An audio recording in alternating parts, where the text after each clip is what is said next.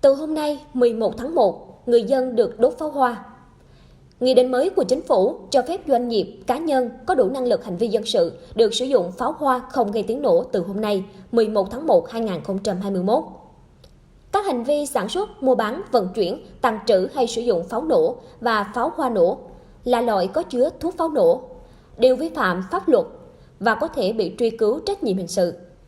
Còn việc sử dụng pháo hoa không tiếng nổ theo Nghị định 137/2020 có hiệu lực từ ngày 11 tháng 1, 2021 thì không vi phạm pháp luật.